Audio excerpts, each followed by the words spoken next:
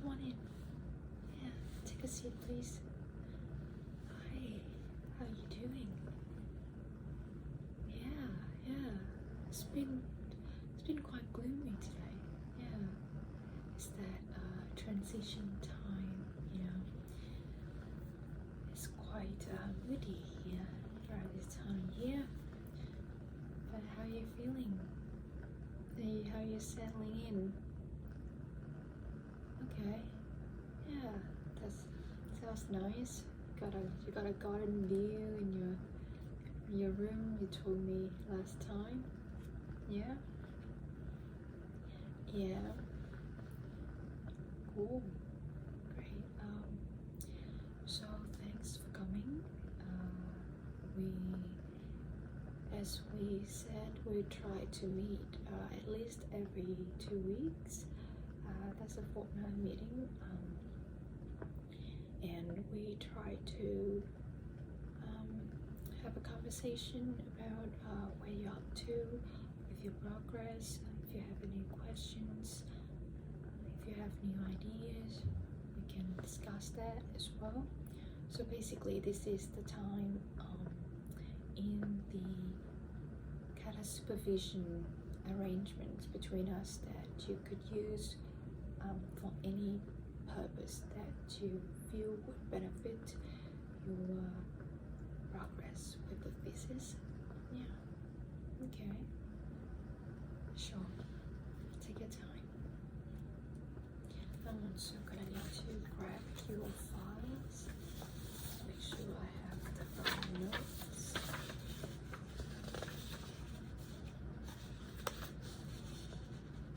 Oh yeah, I have the candle on for a little bit. Would you like me to? Do you want to keep it? Yeah, maybe. Okay, yeah, I can do that. I can move it a bit away from where you're sitting, so that you can still get the nice cozy ambience, but still can focus more on what you're working on. Okay. So as you know, we have your co-supervisor as well. Unfortunately, he cannot make it today. So it would be great if after the meeting you could gather the main points, the main outcomes of our meeting into kind of meeting minutes and circulate among us so that everybody can be on the same page, and in the next meeting he will have something to refer to, make comments. You know, it's very common for academics to not be able to find a time to meet, but I think we should be able to find a way to work out a regular time so that next time, like, you know, it's best to have everyone in a meeting so that everyone is on the same page, and if they have any questions, we can deal with that in person. It's so much easier. Yeah, of course, I understand. Yeah. So yeah, whenever you're ready, we can get started. Got your files here. Make notes as well.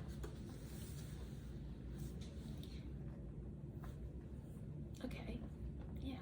Sure. Go ahead.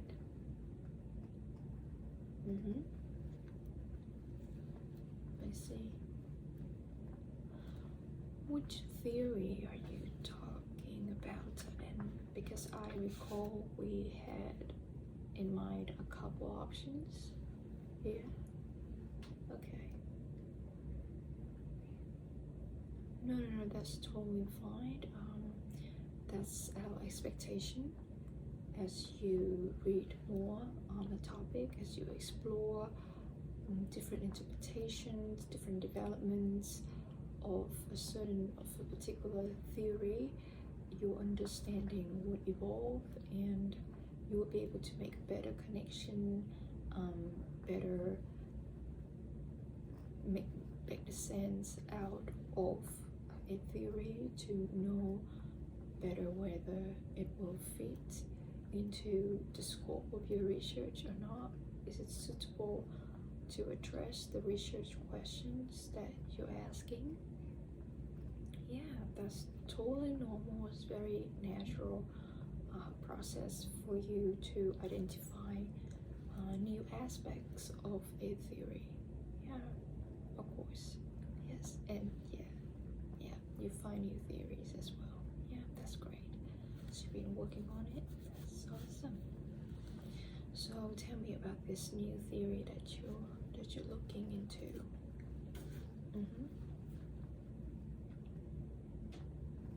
I see. So it's not that recent. Yeah.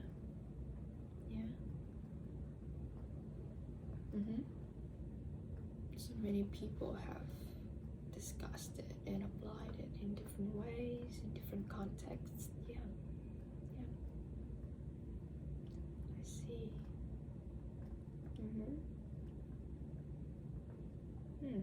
Interesting. Okay.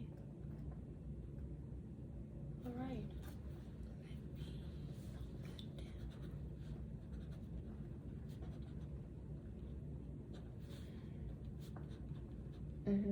Yeah. Keep going. Listening. Okay, I think I might be familiar with that one. So, yeah, what are they? What are the key aspects that you're...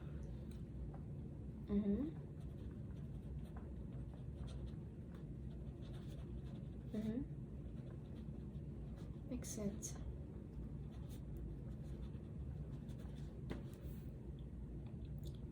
Yeah, sure. Yeah. Okay. And the other one?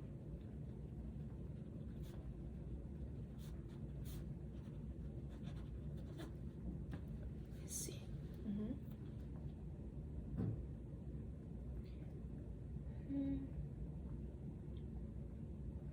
Okay.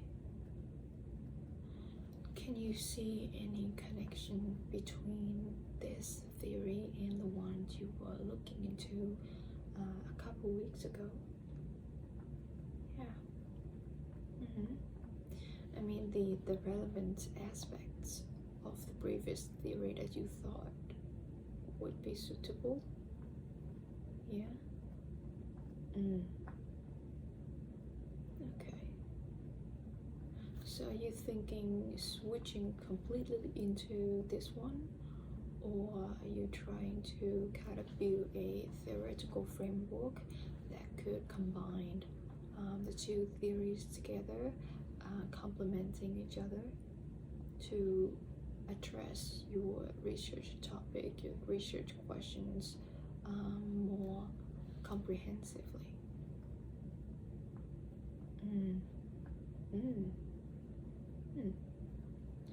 Yeah, that's quite a creative solution. Okay. So you feel like up to this point you could even say something to kind of contribute to the understanding, our understanding of these theories through, yeah, of course, through the case study that you're using. That's good, yeah.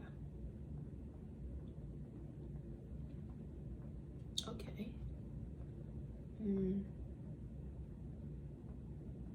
Oh, yeah, we usually get the best ideas out of our showers, washing dishes, folding clothes, those kind of brainless activities can really free up our brain activities to help us focus more on the issues that we really want to solve. Yeah, that's very common.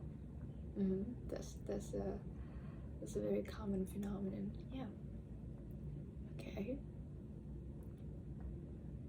Oh, which paper is that? Yeah, okay, that's fairly recent. That's good. What's the main gist of the paper?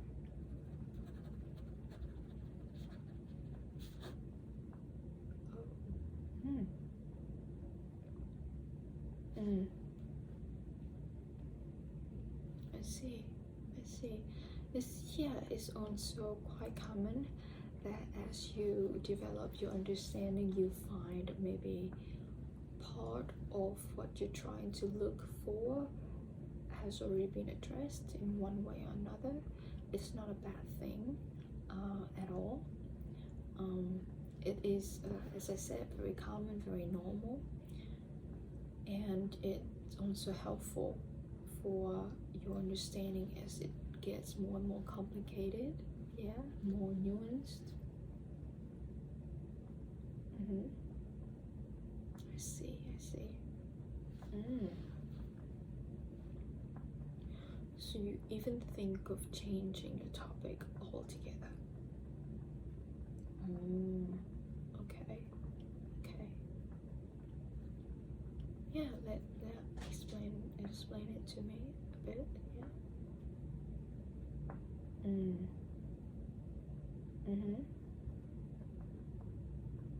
Okay. Yeah, I can totally see how you would really like to tap into that area. Yeah, you've mentioned it a few times. You're really fascinated by the whole idea. Yeah, the theory is fascinating. Yeah, it's one of the most seminal theories in the field as well. Yeah, okay. Interesting.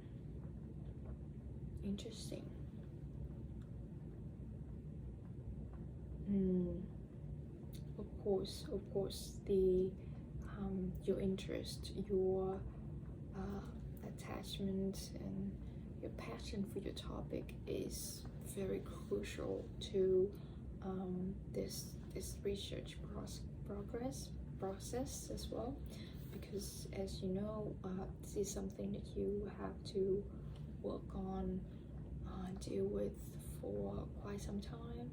I think in your case is 3 years, 3.5 years. Yeah, can go up to 4 for 4 years. Yeah. So it's important that we identify early on a topic that could both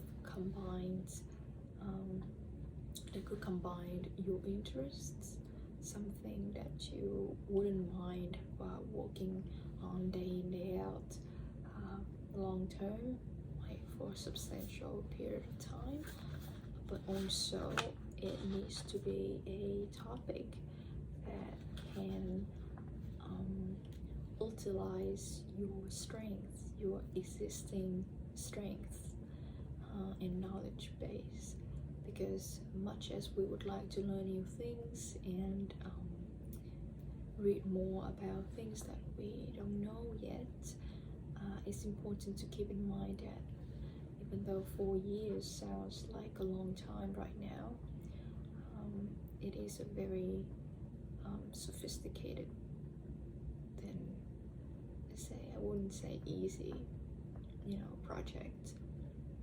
Doing a PhD is quite a task. So our main goal here from the very beginning is to help you get your degree within the allowed time frame. Yes, of course. We need to get you that confer that title. Yeah. And to do so, as I said, we need to find a way to balance the resources that we have. Yeah.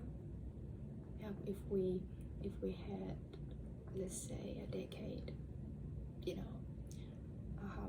you would have more time to dive into a whole new discipline, a whole new area to read, to understand, to identify a good theory. But I'm also concerned that it will eat into the amount of time that you have to conduct your own research. As you know, with COVID restrictions, collecting data in the field has become very challenging for many students. The process could take up to a long time, like years, before you get a substantial amount of data that you can work with. Yeah. And then depends on the methodologies. We will also need a lot of time to run analysis, and for you to write up drafts, and we also need to consider whether or not you would like to follow the thesis by publication or just a conventional monograph. So there's a lot of decisions that we need time to consider and decide. So, for the first milestone, that you would need to present your more or less complete proposal in a few months' time. It's just from the concerns that I've talked to you about.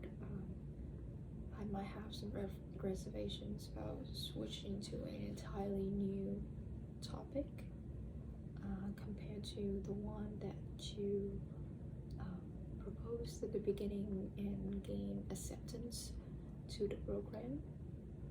It also has implications for our expertise as well, for me and for your co-supervisor's expertise. That would involve another kind of procedure to assess whether or not it will be suitable. Yeah. So, okay. So can you understand the concerns that I have? Yeah. Okay, that's good. That's good.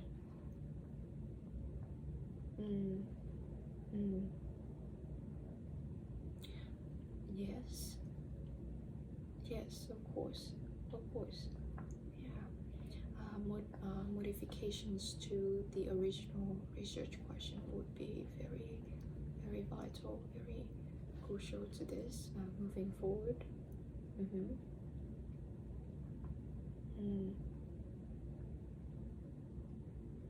I see.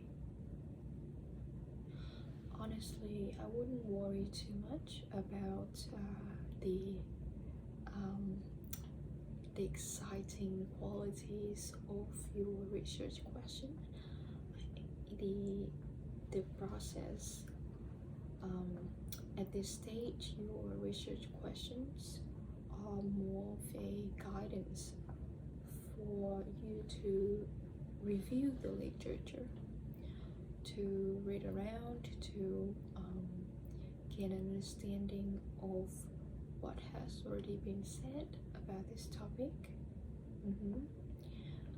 And the ideal goal would be to identify a small gap, something that has not been discussed, has not been addressed or solved yet, and something that you think with available resources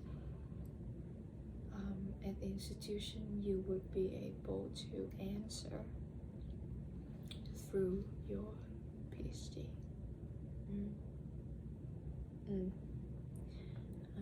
The normal expectation is never to have our PhD students to say win Nobel Prizes for their work, because a big part of a PhD is also to new researchers how to do proper research.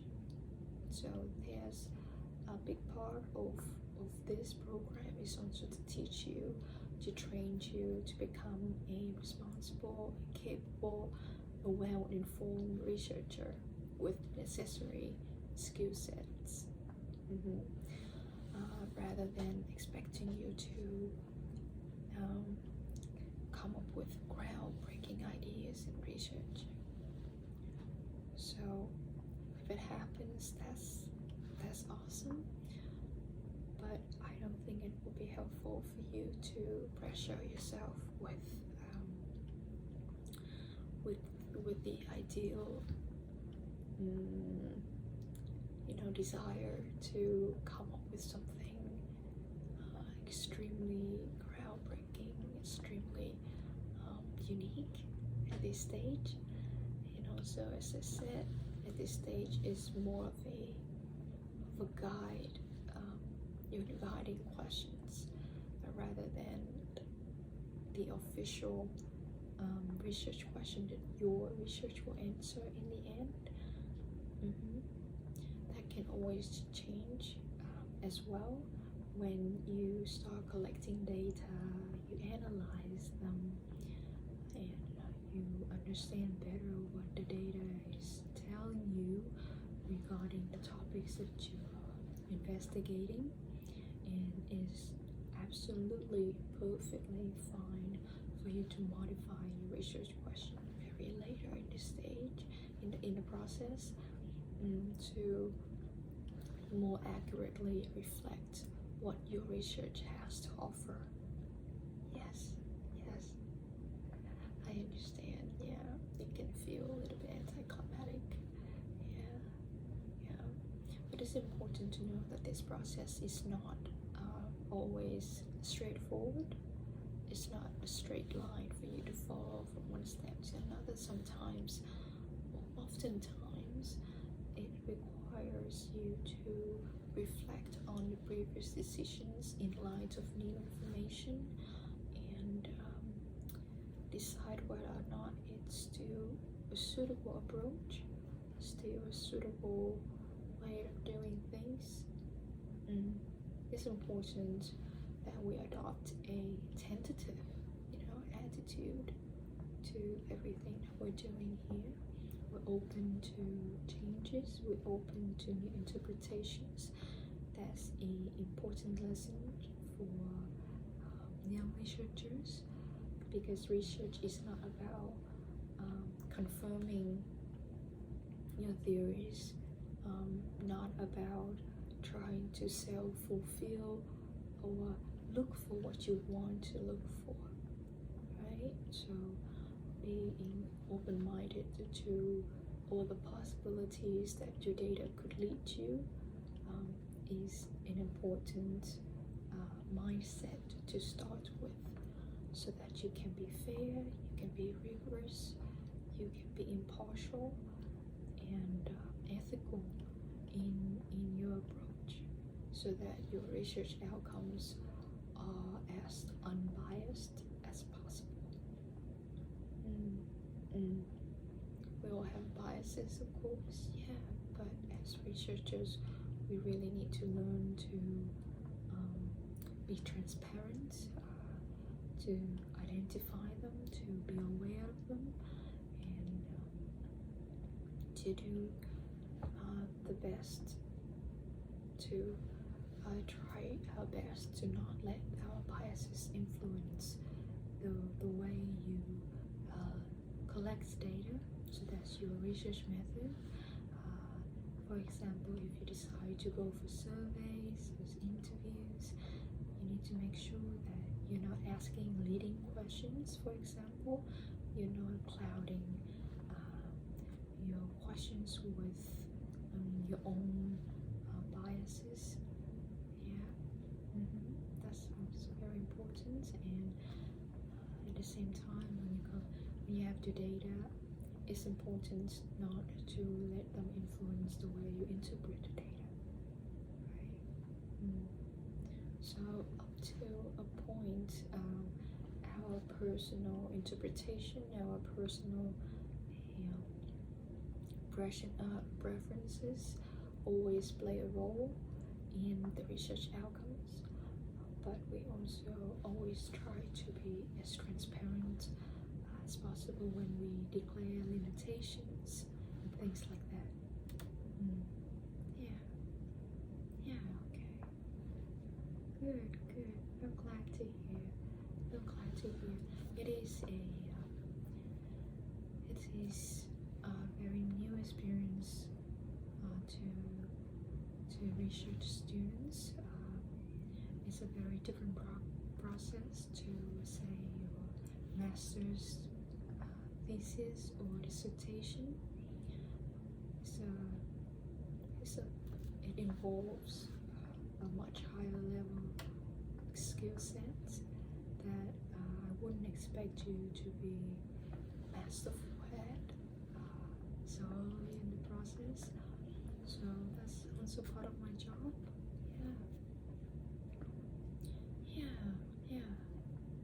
So back to the main question. I understand that you have some reservations with the current research question, and I agree that their modifications are necessary, but I think it would be smart not to jump into conclusions yet. So you told me if you found this new theory. Yeah, just a few days ago. Read around, I understand. That's great. That's all part of the learning process. Please don't worry. No amount of writing or reading or thinking is wasted in this process. It's all part of the journey, and it's all there for a reason, to prepare you for the next step. Yeah. So as I said, although do not commit yourself too much to the things that you wrote, the ideas that you've come up with. It's important to be tentative, to remain open-minded, but also try to take all of them seriously, because they're all part of the process. So I would really encourage you to document as much as possible. So it is a kind of writing that I found very helpful for research students to just write out your ideas, write out your connections, take note of the sources that you would like to use. Just short paragraphs, nothing elaborate, nothing formal. It's just the act of writing them down that would help clarify your thoughts, because they're all in there, they all kind of mixed up together. But that's obviously it's normal. It's where you process the information that you gather.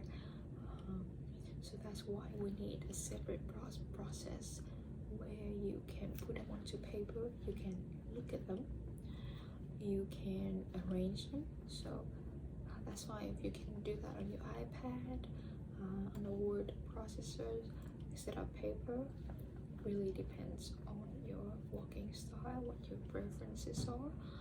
But that's my recommendation. Try to write them down, and then you can try to arrange them, structure them into an organization that can help you see how it flows, basically, would it make sense, that kind of thing.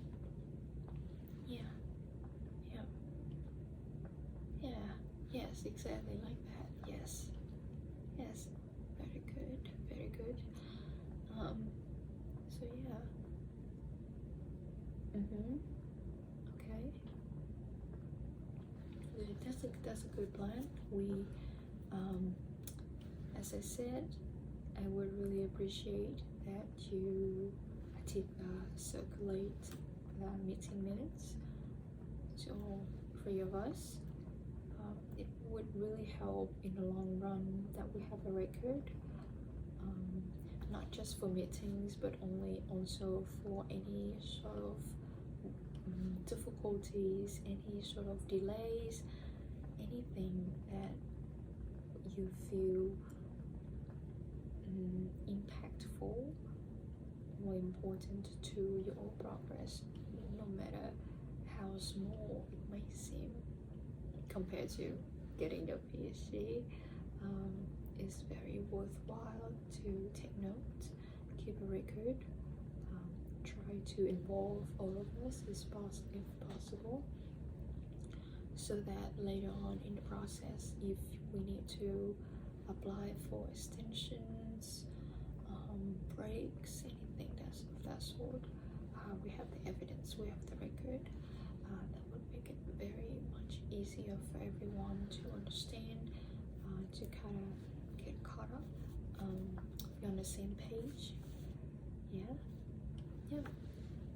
sure, take your time to take notes. Yeah, of course, that's a good practice. Sure. Today is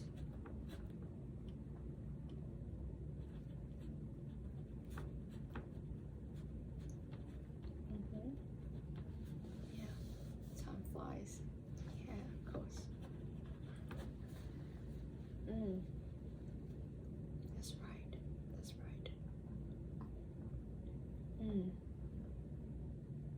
Yep, I would recommend us to, once you've sent the meeting minutes to all of us, I would ask your supervisor to find a time so we can meet up again very soon, so we can bounce ideas off each other and try to see which approach, which direction we should take as the next step for your research.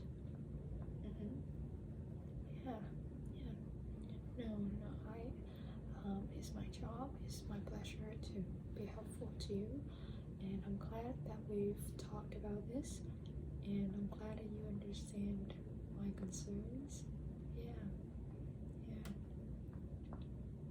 No, we would never shoot you down for your ideas if that's what you worry about. It's all part of the learning process, obviously, and we really appreciate that you are communicating to us as openly, as frequently as you can manage. Of course. Yes, that is very true. So our next meeting, do you have a preference? We can do the same time, the same day of the week too, but I would probably need to check with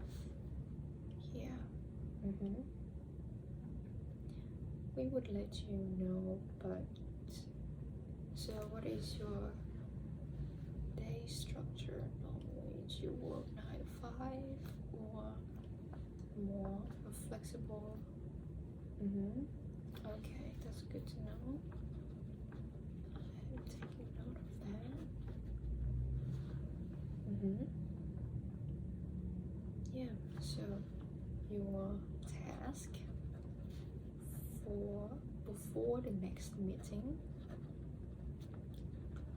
would be to summarize what we've talked about so far. You can put down your thoughts as well, your response, or ideas. If you come up with something else, feel free to put it in there. Preferably 1 to 2 pages with dot points would be great, not paragraph. Paragraph writing is something else that I've talked to you about that would help clarify your thinking. So you can kind of think out loud on the page and at the end of the day you still have the record. You can go back, look for things that are useful or modified, reflect on that kind of thing. That's the benefit. Yeah, and after that, if you think about a way that you would like to elaborate or change or rephrase your research question to better reflect your progress at this stage. Yeah. So what's new in your understanding about the topic? What is it that you feel like you want to address and find out? And if possible, think of the suitable data collection method that you would like to do. Do you have references? Like, do you feel like your strength would be to talk to people face to face, or more of a survey questionnaire type of researcher? What is it that you're strong at? Something that you've had training before, something you feel most comfortable doing. Those are things that you can use, the parameters for you to identify a good research method for you. And it can be mixed as well, of course. Yeah, that's something else to think about. So just take note of those. You don't have to put it in the meeting minutes, but think about them. And once we've got the minutes, once your co-supervisor has a time to read and think about and maybe offer his feedback as well, then we can arrange a time for all of us to meet and discuss what our option would be for you. Yeah. It is, yeah, it is a more challenging stage in your candidature, I'm sure. You are navigating a lot of new things, resources, yeah, I'm sure it's a stressful time, yeah. But we're here for you, and I hope that with the new information you would find yourself in a better position regarding what you would like to do next. What would be available resources for you, and as I said, it's important to keep in mind our timeline so that we don't fall behind, and also not to make it ridiculously challenging for you. It's important to bear in mind what you're already good at, what your strengths are, so that you can utilize them and identify or design a research plan that will work for you, and also something that your supervisors can easily help provide the support. Sure, of course. Yeah, I understand there's been a lot of new information, so feel free to take your time. Yeah, of course. Yeah, great. I'm glad to hear. So I gotta run to the next Zoom meeting actually very soon.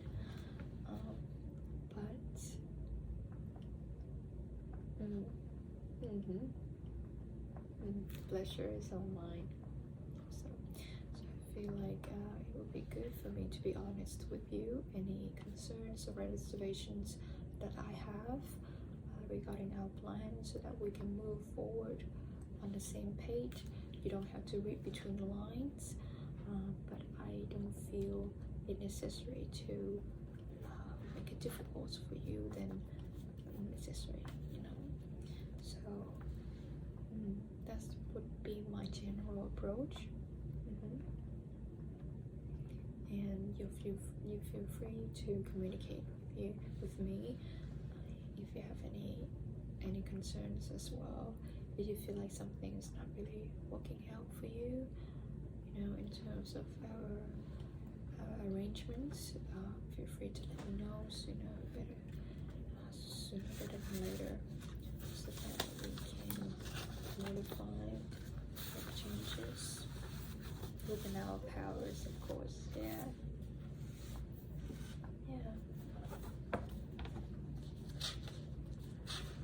Very well.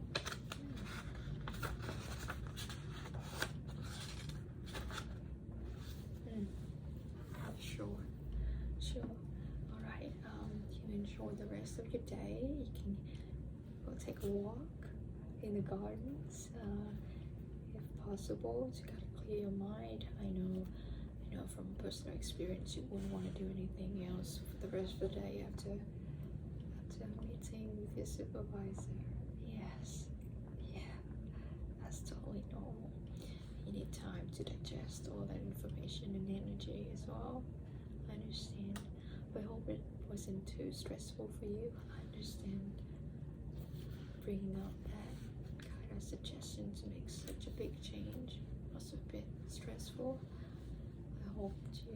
I helped you understand my rationale behind it. Yeah, sure, of course.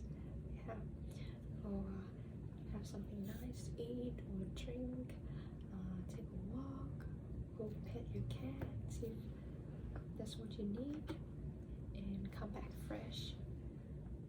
Tomorrow is a new day. Yes.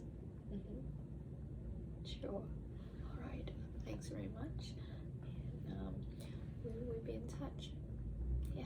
Yes, that's right. That's the right task to focus on next. Yeah. Sure. Take one step at a time.